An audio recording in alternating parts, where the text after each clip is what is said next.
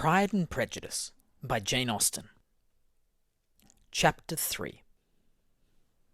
Not all that Mrs Bennet, however, with the assistance of her 5 daughters, could ask on the subject, was sufficient to draw from her husband any satisfactory description of Mr Bingley. They attacked him in various ways, with barefaced questions, ingenious suppositions, and distant surmises, but he eluded the skill of them all, and they were at last obliged to accept the second-hand intelligence of their neighbour, Lady Lucas. Her report was highly favourable. Sir William had been delighted with him. He was quite young, wonderfully handsome, extremely agreeable, and, to crown the whole, he meant to be the next assembly with a large party. Nothing could be more delightful.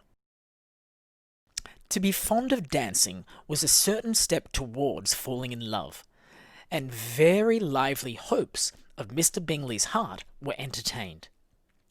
"If I can but see one of my daughters happily settled at Netherfield," said Mrs Bennet to her husband, "and all the others equally well married, I shall have nothing to wish for." In a few days Mr Bingley returned Mr Bennet's visit, and sat about 10 minutes with him in his library.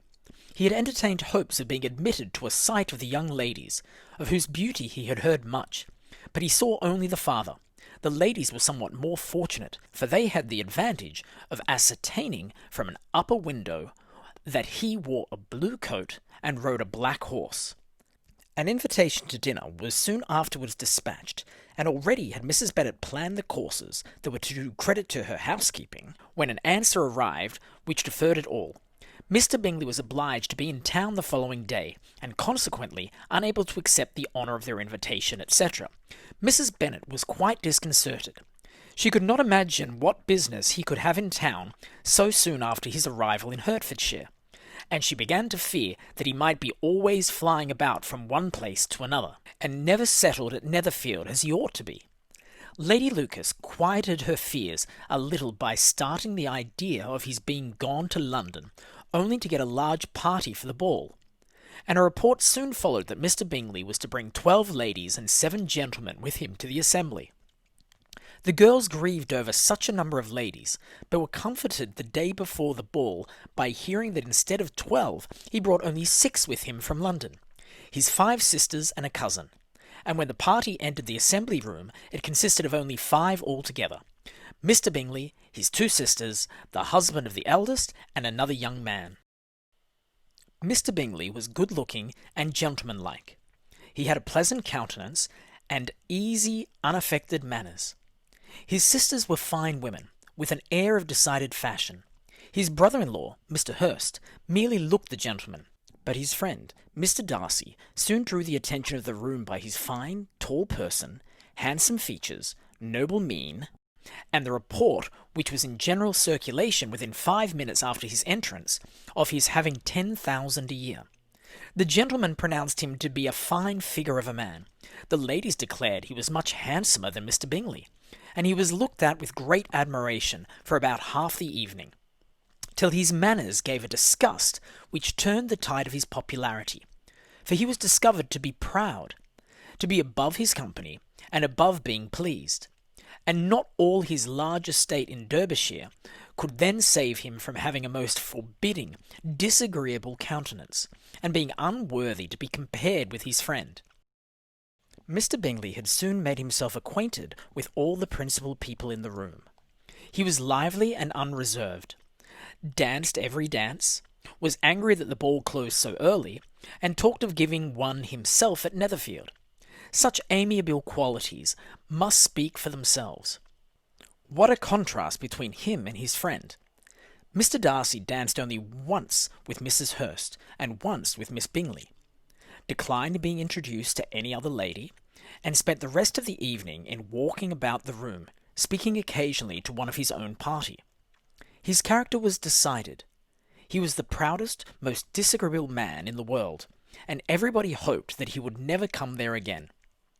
Amongst the most violent against him was Mrs Bennet, whose dislike of his general behaviour was sharpened into particular resentment by his having slighted one of her daughters. Elizabeth Bennet had been obliged by the scarcity of gentlemen to sit down for 2 dances, and during part of that time Mr Darcy had been standing near enough for her to hear a conversation between him and Mr Bingley, who came from the dance for a few minutes to press his friend to join it. "Come, Darcy," said he, "I must have you dance. I hate to see you standing about by yourself in this stupid manner.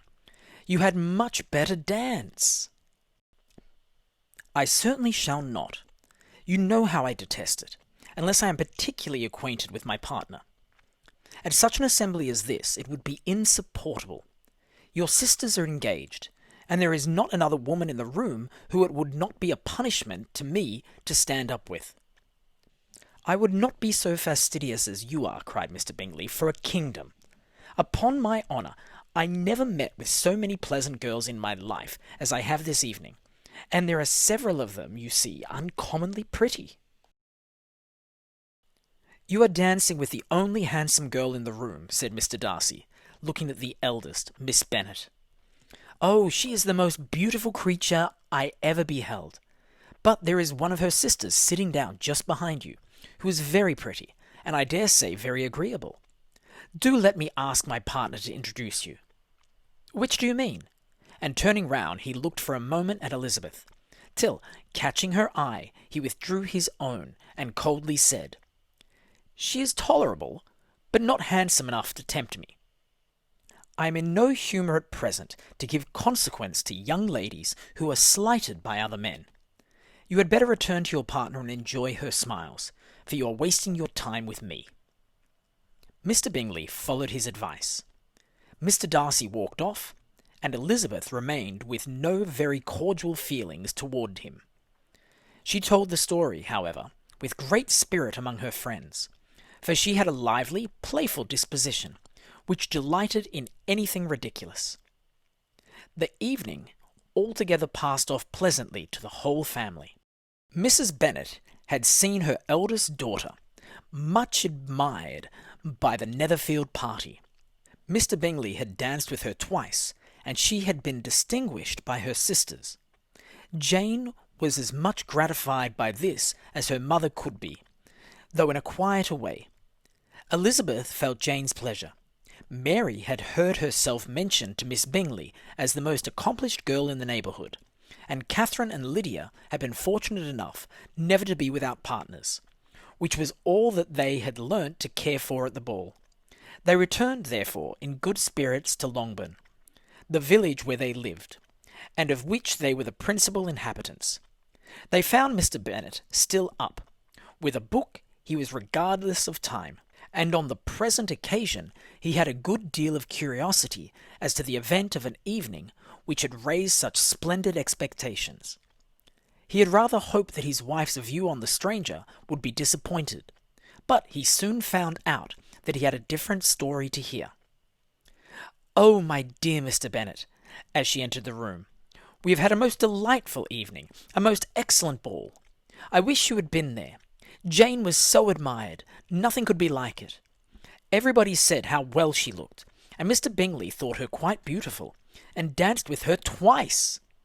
Only think of that, my dear. He actually danced with her twice, and she was the only creature in the room that he asked a second time. First of all, he asked Miss Lucas. I was so vexed to see him stand up with her. But, however, he did not admire her at all. Indeed, nobody can, you know. And he seemed quite struck with Jane as she was going down the dance. So he inquired who she was, and got introduced, and asked her for the two next. Then the 2/3 he danced with Miss King, and the 2/4 with Maria Lucas, and the 2/5 with Jane again, and the 2/6 with Lizzie and the Bollinger. If he had had any compassion for me, cried her husband impatiently, he would not have danced half so much. For God's sake, say no more of his partners. Oh, that he had sprained his ankle in the first dance. Oh, my dear, I am quite delighted with him. He is so excessively handsome, and his sisters are charming women. I never in my life saw anything more elegant than their dresses. I dare say the lace upon Mrs. Hurst's gown. Here she was, interrupted again. Mr. Bennet protested against any description of finery. She was therefore obliged to seek another branch of the subject, and related, with much bitterness of spirit and some exaggeration, the shocking rudeness of Mr. Darcy. "But I can assure you," she added, "that Lizzie does not lose much by not suiting his fancy, for he is a most disagreeable, horrid man, not at all worth pleasing. So high and so conceited that there was no enduring him. He walked here and he walked there, fancying himself so very great, not handsome enough to dance with. I wish you had been there, my dear, to have given him one of your set-downs. I quite detest the man."